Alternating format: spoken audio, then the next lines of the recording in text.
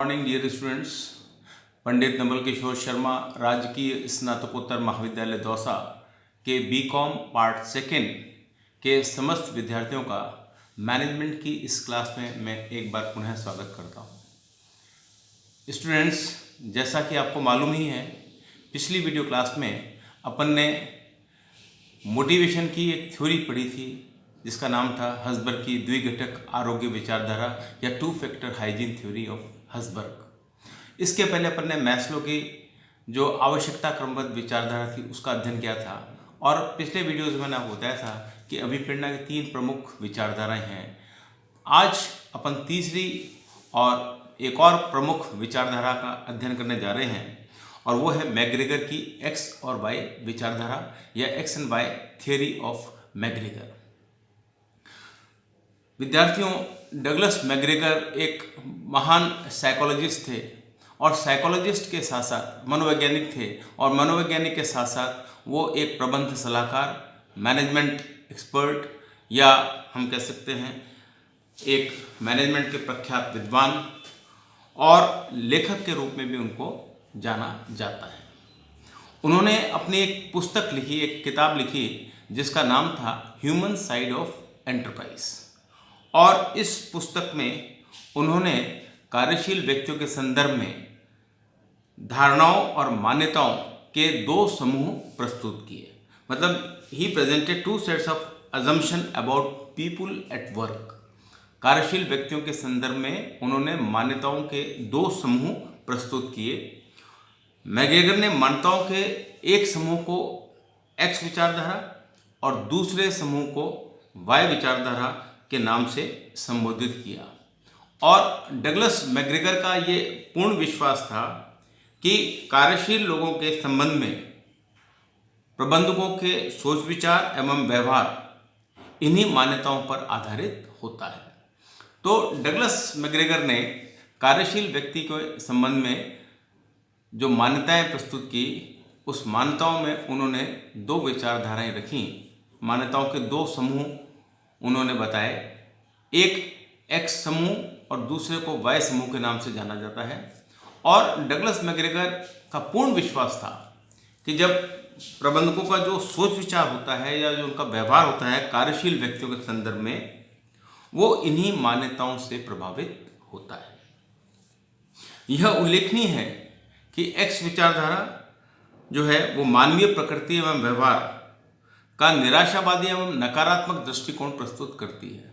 मतलब जो एक्स विचारधारा है वो मानवीय प्रकृति और व्यवहार का नकारात्मक या निराशावादी दृष्टिकोण प्रस्तुत करती है, जबकि वाई विचारधारा आशावादी एवं सकारात्मक दृष्टिकोण प्रस्तुत करती है। दोनों ही विचारधाराओं का अब हम विस्तार से अध्ययन करेंगे।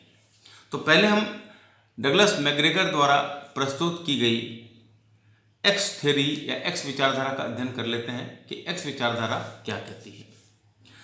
एक्स विचारधारा जो है वो मानव व्यवहार के प्रति निराशाजनक एवं नकारात्मक दृष्टिकोण रखती है। जैसा कि मैंने पहले भी कहा था कि एक्स विचारधारा क्या है डगलस मैकग्रेगर की, जो मानवीय व्यवहार के संदर्भ में निराशाजनक एवं नकारात्मक विचार या दृष्टिकोण रखती है।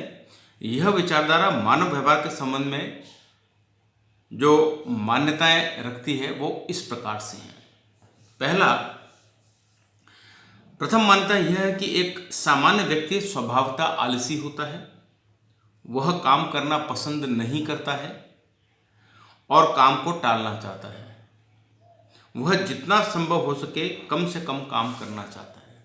मतलब डगलस मैकग्रेगर ने कार्यशील व्यक्तियों के संदर्भ में जो एक्स विचारधारा है उसमें पहली मान्यता ये रखी नकारात्मक कि प्रथम मान्यता ये है कि सामान्य व्यक्ति आलसी होता है।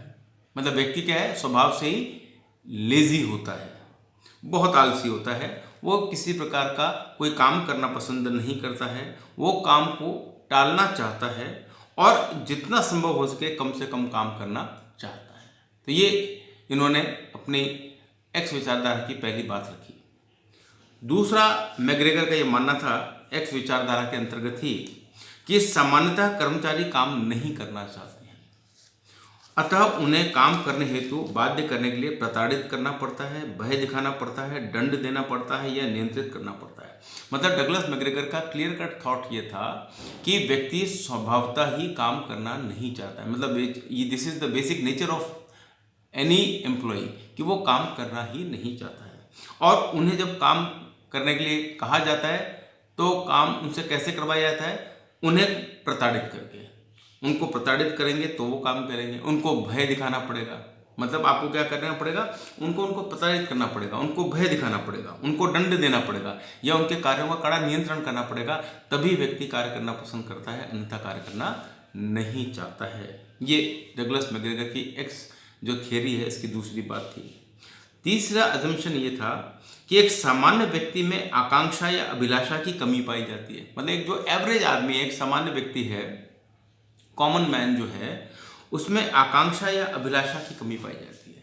मतलब व्यक्ति की बहुत ज़्यादा अभिलाषाएं नहीं होती, बहुत ज़्यादा आकांक्षाएं नहीं होती, और वो क्या करना चाहता है? जिम्मेदारी से बचना चाहता है तथा दूसरों के निर्देशन में ही कार्य करना पसंद करता है। क्योंकि व्यक्ति जो है महत्वाकांक्षी नहीं है। महत्वाकांक्षी मतलब व्यक्ति ज़्यादा एम्बिशियस नहीं होता है, और जब व्यक्ति ज़्यादा एम्बिशियस नहीं होता तो वो जिम्मेदारी भी लेना नहीं चाहता, वो जिम्मेदारी से बचना चाहता है, दायित्वों से बचना चाहता है, और कोशिश ये करता है कि जहाँ तक संभव हो सके दूसरों के निर्देशन में, दूसरों के डायरेक्शन में काम कर लें, वो ज़्यादा ठीक है।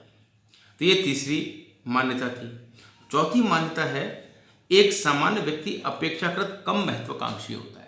ये भी इन्होंने कहा कि व्यक्ति की जो एम्बिशंस हैं, एक सामान्य व्यक्ति की, एक कॉमन पर्सन की जो एम्बिशंस हैं वे बेहद कम होती हैं। पांचवा इन्होंने बताया कि एक सामान्य व्यक्ति कार्य से, अन्य सब बातों से पहले कार्य सुरक्षा या रोजगार की गारंटी चाहता है। मतलब डगलस मैग्रेगर ने बताया कि कोई भी व्यक्ति जो है वो कार्य या किसी भी बात से पहले रोजगार की गारंटी या कार्य की सुरक्षा चाहता है। जैसे कि अपन ने मैस्लो की विचारधारा में भी देखा था कि मैस्लो ने बताया कि सबसे पहले व्यक्ति की शारीरिक आवश्यकताएं आती हैं, और शारीरिक आवश्यकताएं जब व्यक्ति की पूर्ण आ जाती हैं उसके बाद वो सुरक्षात्मक आवश्यकताएं उत्पन्न होती हैं। सुरक्षात्मक आवश्यकताओं का मतलब ये है कि व्यक्ति को जब रोटी कपड़ा मकान मिल जाता है तो वो उन चीज़ों की सुरक्षा चाहता है कि ये मुझे आज मिला है तो मुझे कल भी मिले, मुझे हमेशा मिलता रहे। ये होता है सुरक्षा। तो डगलस मैग्रेगर का यह मानना था कि एक सामान्य व्यक्ति अन्य सब बातों से पहले कार्य सुरक्षा चाहता है या रोजगार की गारंटी चाहता है। छठा उन्होंने बताया कि एक सामान्य व्यक्ति जन्मजात ही आत्मकेंद्रित या स्वार्थी होता है। मतलब मैग्रेगर का मानना यह था कि एक सामान्य व्यक्ति, एक आम व्यक्ति जन्मजात ही सेल्फ सेंटर्ड होता है, स्वार्थी होता है, सेल्फिश होता है, तथा संस्था की आवश्यकताओं से उसका कोई सरोकार नहीं होता है। मतलब संस्था की क्या रिक्वायरमेंट्स हैं, ऑर्गेनाइजेशन क्या चाहता है, इससे उसको कोई लेन देन नहीं होता। वो सेल्फ सेंटर्ड होता है और वो अपनी ही बातों पर ध्यान देता है, वो सेल्फिश प्रकृति का होता है।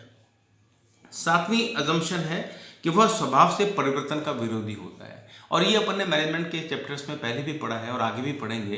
पूरा चैप्टर एक पढ़ेंगे मैनेजमेंट ऑफ चेंज का, कि व्यक्ति जो है वो स्वभाव से परिवर्तन का विरोध होता है। एक सामान्य व्यक्ति, एक कॉमन पर्सन की यदि बात की जाए तो कोई भी व्यक्ति चेंज नहीं चाहता। सब व्यक्ति चाहते हैं जीवन जैसा चल रहा है वैसा चलता रहे, उसमें किसी प्रकार की कोई बाधा ना है, किसी प्रकार कोई चेंज ना है, कोई परिवर्तन ना है। और ये ह्यूमन टेंडेंसी है कि व्यक्ति परिवर्तनों का विरोध करता ही है, चाहे परिवर्तन उसके खुद के लाभ के लिए क्यों ना हो। बाद में चाहे वो एक्सेप्ट कर लेगा उन परिवर्तनों को, लेकिन एक बार परिवर्तनों का विरोध करने के लिए जरूर लोग करते हैं। और परिवर्तनों के विरोध के अपने अपने कारण होते हैं, वो सही है गलत है उसमें हम नहीं जाएंगे, लेकिन आमतौर पर यह देखा जाता है कि व्यक्ति परिवर्तनों का विरोध करते हैं। तो ये इनकी एक सातवीं एजम्पशन है एक्स विचारधारा की, कि व्यक्ति स्वभाव से परिवर्तन का विरोधी होता है। और लास्ट में उन्होंने कहा कि व्यक्ति बहुत ही भोला भाला होता है। मतलब एक सामान्य व्यक्ति भोला होता है और वो ज़्यादा चतुर नहीं होता है, अतः लोग उसे आसानी से भड़का सकते हैं या उत्तेजित करने में सफल हो जाते हैं। मतलब इनका कहना था कि आम व्यक्ति जो है, एक सामान्य व्यक्ति जो है बहुत भोला भाला है, सीधा है और वो ज़्यादा चतुर नहीं होता है, इसीलिए कोई भी व्यक्ति उसको आसानी से भड़का सकता है या उसको उत्तेजित कर सकता है। तो ये कुछ मान्यताएं थी एक्स विचारधारा की, जो कि मानव स्वभाव के संदर्भ में निराशावादी दृष्टिकोण या नकारात्मक दृष्टिकोण प्रस्तुत करती है। इस प्रकार जो ये विचारधारा है ये व्यक्ति को कमज़ोर और आलसी मानती है। मतलब ये एक्स विचारधारा है, ये व्यक्ति को कमज़ोर या आलसी मानती है। यह विचारधारा ये मानती है कि सामान्य व्यक्ति दायित्व और काम से बचने का प्रयास करता है। मतलब एक कॉमन अजम्पशन है इसकी, एक्स विचारधारा की, कि व्यक्ति स्वभावतः आलसी होता है, कमज़ोर होता है, दायित्वों से बचना चाहता है, कार्यों से बचना चाहता है। और इस विचारधारा में विश्वास करने वाले जो प्रबंधक हैं, जो मैनेजर्स हैं, वो क्या करते हैं, कर्मचारियों पर कड़ा नियंत्रण रखते हैं, सब अधिकार अपने पास सुरक्षित रखते हैं, पग पग पर उनके कार्यों का निरीक्षण करते हैं। ऐसे प्रबंधक कर्मचारियों पर कड़ा अनुशासन भी रखते हैं, बहुत कड़ा डिसिप्लिन मेंटेन करते हैं, और वे कर्मचारियों की राय या विचारों को या उनके सजेशंस को किसी प्रकार की कोई अहमियत प्रदान नहीं करते हैं। तो ये अपन ने एक्स विचारधारा के संदर्भ में बातचीत की कि मैग्रेगर की एक्स विचारधारा क्या होती है। अब मैग्रेगर की जो वाई विचारधारा है उसका अपन अध्ययन करते हैं। अब वाई विचारधारा जो है वो जो एक्स विचारधारा है उसके बिल्कुल विपरीत या उलट है, और यह विचारधारा मानव जाति के संदर्भ में सकारात्मक या आशावादी दृष्टिकोण प्रस्तुत करती है। और जो वाई विचारधारा है उसकी भी अपनी कुछ मान्यताएं हैं, एजम्पशंस हैं। तो वाई विचारधारा की क्या मान्यताएं हैं, क्या एजम्पशंस हैं, वो 7 एजम्पशंस हैं, उनको भी अपन देख लेते हैं। पहला ये है कि सामान्यतः कोई भी व्यक्ति काम को नापसंद नहीं करता या कामचोर नहीं होता। प्रत्येक व्यक्ति काम को उतना ही सहज और स्वाभाविक रूप से लेता है जैसे वह खेलकूद, आराम या मनोरंजन की क्रियाओं को लेता है, परंतु शर्त यह है कि संस्था का वातावरण समुचित हो।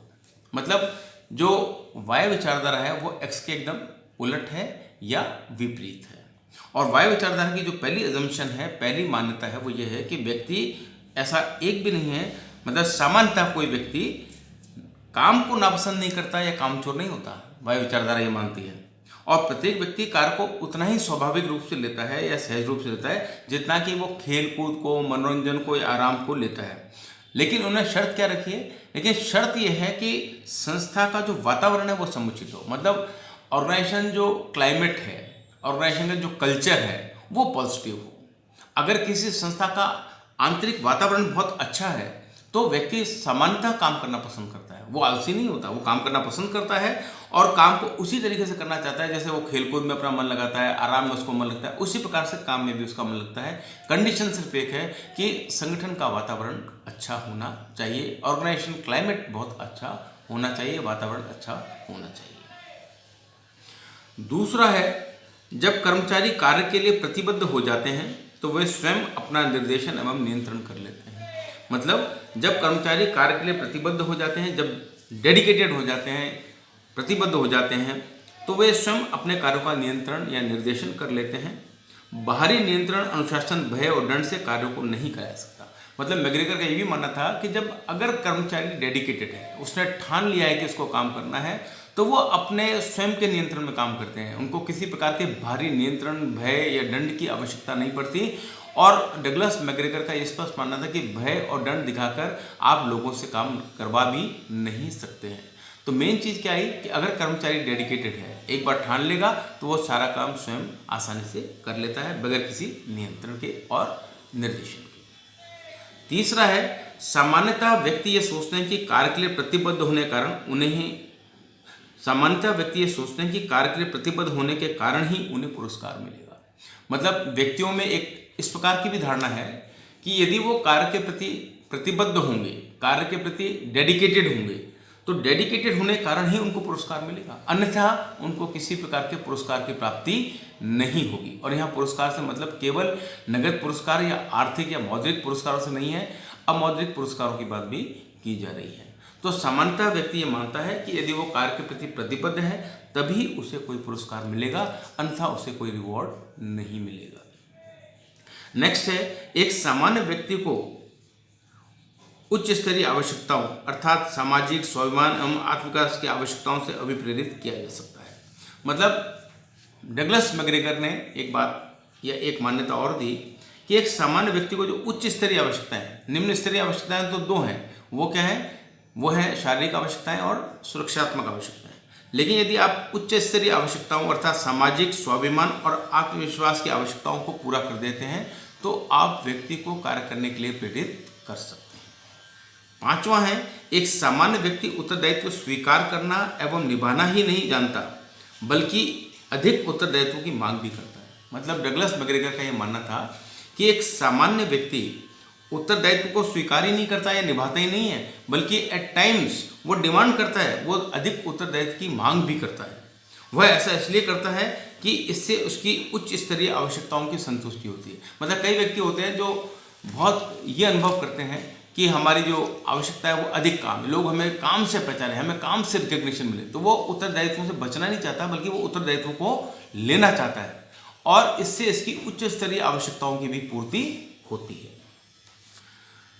छठा है, सामान्यतः सभी व्यक्तियों में कल्पना शक्ति एवं सृजनात्मक शक्ति पाई जाती है जिससे वे अपनी समस्याओं का स्वयं हल ढूंढ लेते हैं। मतलब इन्होंने कहा कि हर एक व्यक्ति में इमेजिनेशन पावर होती है, कल्पना शक्ति हर एक व्यक्ति में होती है, हर एक व्यक्ति में सृजनात्मक शक्ति की क्षमता होती है, इनोवेटिव आदमी होता है जिससे वे अपनी समस्याओं को हल स्वयं ढूंढ लें। मतलब अपनी इमेजिनेशन पावर से, अपने इनोवेटिवनेस से व्यक्ति क्या करता है, अपनी समस्याएं जो अगर उसकी हैं तो उनका हल स्वयं खोज लेता है।